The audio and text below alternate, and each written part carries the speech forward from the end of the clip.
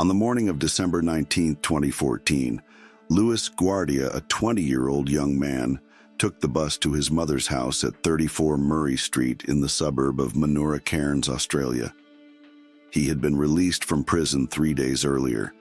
When he arrived, he found his mother, Raina Taide, barefoot on the porch. Her clothes were dirty. Her eyes were blank. Without saying a word, she motioned for him to come closer. Louis felt uneasy. Something was wrong. He tried to talk to his mother for 20 minutes, but the only thing she said was, "I killed them." No crying, no explanations, just that one sentence. Louis cautiously entered the house. There was an unnatural silence. And then he saw it, a scene that would be burned into his memory forever. Inside the house lay 8 lifeless bodies, 4 boys and 4 girls, his 7 siblings and his cousin. The youngest of the victims was 1.5 years old, the oldest 14. Some were lying on mattresses, others on the floor. Their bodies looked peaceful, almost as if they were sleeping. But there was no doubt. They were dead. Louis left the house, took a few steps, then returned.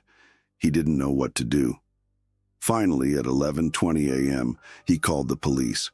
When emergency services arrived, they found Raina Taide with 35 stab wounds in her chest, neck, and arms. She was still alive. Her wounds were self-inflicted. The crime shocked not only Cairns, but the entire country. 8 children murdered, in a suburb, in a simple wooden house in the middle of the peaceful Christmas season. A family wiped out, a mother as the alleged perpetrator. What had happened that night? How could a woman who was considered loving, religious, and hospitable be capable of such an act? The police were baffled. Raina Taide was taken to the hospital with serious injuries. She spoke incoherently. Her statements seemed like they were from another world. The investigation began immediately. It wasn't just a murder case, it was a family massacre. Neighbors reported strange occurrences in the weeks leading up to the incident. Raina had thrown furniture out of the house, scrubbed walls, and sung religious songs. She had talked about the end being near, and she had urged her children to cleanse themselves, physically and spiritually. In retrospect, all of this seemed like omens, but no one had any idea what was about to happen. Looking back, the hours before the crime seemed like the slow breakdown of an already troubled mind. On the evening of December 18, 2014, 2 girls, Raina's daughter and her goddaughter, asked permission to leave the house to go shopping. Raina allowed them to go on the condition that they return by 10 p.m., but the clock ticked on, and no one came. Around midnight, Raina began pacing up and down the street, calling out her children's names, praying the Lord's Prayer aloud, and cursing supposed attackers who were targeting her family. She screamed, "I am the chosen one. I have the power to destroy people." Neighbors heard her threaten to stab anyone who hurt her children. Around 1:30 a.m., her daughter returned, alone. The nervousness on Raina's face did not subside. Her goddaughter did not accompany her back home, but made her way home alone. What happened inside the house after that can only be reconstructed on the basis of forensic findings and Raina's later statements. She probably gave her children medication, sedatives or sleeping pills, as none of the neighbors heard any screams. Investigators found traces of such substances in the apartment. The children were probably asleep when they were given the overdose of medication. The next morning, before Louis Guardia entered the house, Raina had already attempted to kill herself. She stabbed herself more than 30 times with a knife, mainly in the chest and neck area. She survived thanks to medical luck and quick intervention. She was immediately taken to Cairns Hospital and underwent surgery. On December 21st, the police officially charged Raina Taide with 8 counts of murder. While still in the hospital, she spoke to the authorities, not in a legal sense, but in a state of religious ecstasy. She said she knew that people would now hate her, but she was convinced that she had done the right thing. Her children were pure, she said, and she had saved them from evil. God had told her to do it. The house on Murray Street became a symbol of a family tragedy. Media representatives from all over Australia gathered there. Neighbors placed candles, flowers, stuffed animals, and handwritten cards in front of the gate. A tree in front of the house was covered with a white curtain. It served as a silent altar. On December 22nd, the victims' relatives gathered at this very tree for an impromptu ceremony. Toys, roses, prayers, anything that could ease the pain a little. The father of 4 of the children killed, Guy Unwillier, stood crying with a lovingly packed parcel full of memories for his children. My children, he sobbed repeatedly as he clutched the small bundle tightly to him. It was a silent, deeply moving moment, a farewell that no parent should ever have to experience. The days after the crime were marked by collective grief and a search for answers. At a press conference, Community Representative Jody Baskey asked for consideration for the grieving family. At the same time, public interest in the case grew. How could a mother be capable of such an act? Were there warning signs? Could something have been prevented? The investigation soon revealed that Raina Taide had been struggling with mental health issues for years. She had already been in crisis in 2007 when she shaved her head and threatened one of her children. 2 years later, she attempted suicide. Despite this, she had never received comprehensive psychiatric treatment, only occasional consultations with an Indigenous health service. In the weeks before the crime, her behavior had changed dramatically. She had become religiously fanatical, threw furniture out of the house, cleaned obsessively, slept outside with the children, and spoke of purification and a divine mission. But no one recognized the danger. On January 10, 2015, a memorial service was held at the Cairns Convention Center.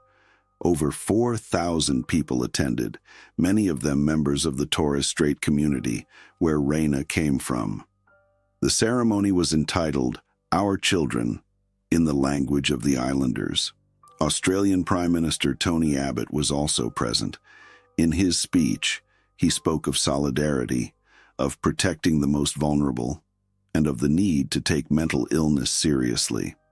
At the end of January, Raina Taide was transferred to a psychiatric hospital in Brisbane. The trial was to take place before the mental health court, not before a normal criminal court. There, psychiatrists and judges would jointly decide whether the defendant was criminally responsible at the time of the offense. It was a rare occurrence. Australia has strict criteria for such proceedings. The experts, including Dr. Angela Volta and Dr. Pamela Van de Hef, came to a clear conclusion. Raina Taide suffered from paranoid schizophrenia. Her delusions had apocalyptic traits. She believed that the end of the world was imminent. Her children were in danger. Only death could save them. The act arose from this distorted reality, not from hatred or intent. Dr. Van de Hef emphasized that Raina posed no danger to the public as long as she was receiving treatment. However, the treatment was slow to take effect. Even in the clinic, she continued to talk about voices, about God's commands, about the need to kill others. The risk of relapse was considered high.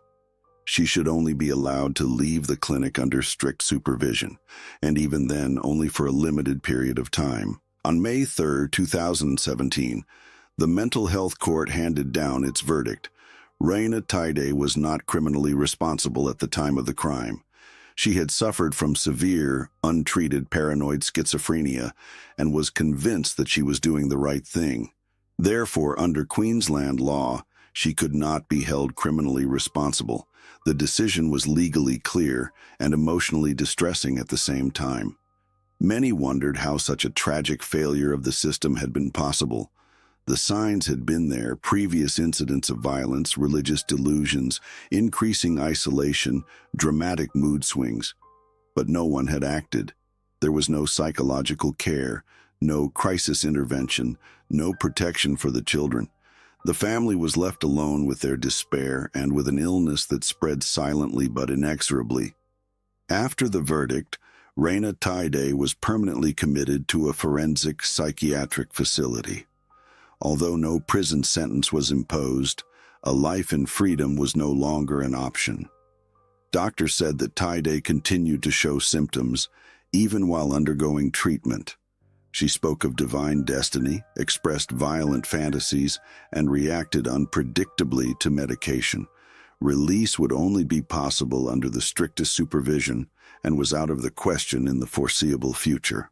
On December 1, 2018, an emotional ceremony took place in Cairns, the solemn unveiling of the gravestones of the 8 children. The tombstone opening ceremony is a deeply rooted tradition in the Torres Strait community, marking the official end of the mourning period.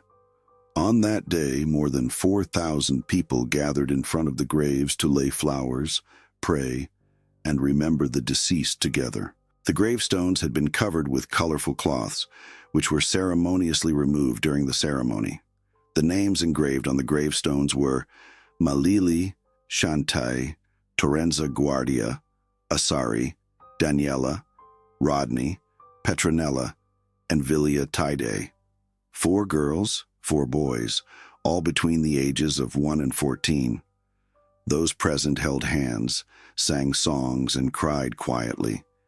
It was a moment of dignity, farewell, and collective hope. The children's mother, Raina Taide, was not present at the ceremony. She was still in a secure psychiatric facility. Joseph Ilu, a respected spokesperson for the Torres Strait Authority, addressed the mourners in a moving speech. These children were the light of our community. Their names will live on. Their memory is our responsibility. The father of 4 of the children, Gayon Willier, later told the press that he thinks about his children every day, and that to this day there is no answer as to why. The verdict was followed by years of silence. Raina Taide remained in a secure psychiatric facility, far from the public eye. Only 2 of her children, Louis and Narina, were still alive and kept in touch. In a 2016 interview, Louis talked about how deeply the trauma had affected him. His siblings, his entire childhood, had been wiped out, and yet he visited his mother. He had a tattoo done on his forearm, 8 birds in flight and the words, "I will carry you with me until I see you again," a silent reminder that accompanied his grief. In 2020, Australian media reported on the case again. It concerned an internal report that showed that many warning signs had been ignored in the run-up to the incident. The experts concluded that Taide had suffered from untreated paranoid schizophrenia for years. Her illness was insidious but had escalated fatally. The constant stress, the isolation as a single mother of 9 children, the social and economic pressure, all of this had built up until her delusions took control. She actually believed she had to free her children before the world ended. The crime itself left many questions unanswered.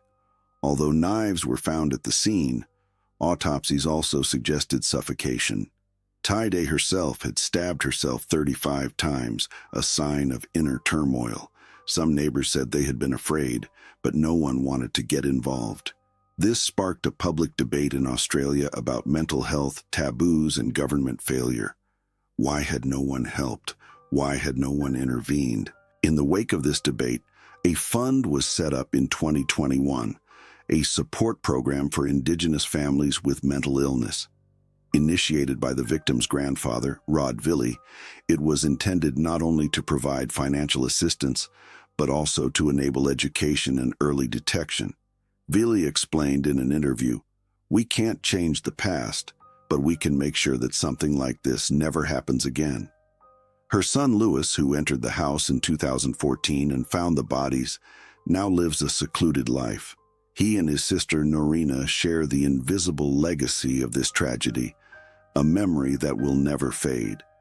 In one of his rare interviews, Louis explained, "We carry them all inside us, their voices, their laughter. We are the last ones left and the first ones to miss them." The tattoo on his arm is not just a symbol, but a promise that life goes on, but the memory remains. Today, years later, the crime in Cairns is still remembered in Australia. It is not only the story of a mother who became a perpetrator due to a serious illness. It is also the story of a society that looked away for too long. The question remains, could the tragedy have been prevented? And how many rhinos are there still, untreated, overwhelmed, alone? The Tie-Day case sparked debates, changed laws, and initiated support programs. But above all, it did one thing. It engraved 8 names in the collective memory. 8 innocent children whose lives ended brutally, and whose memory could save the lives of many others today.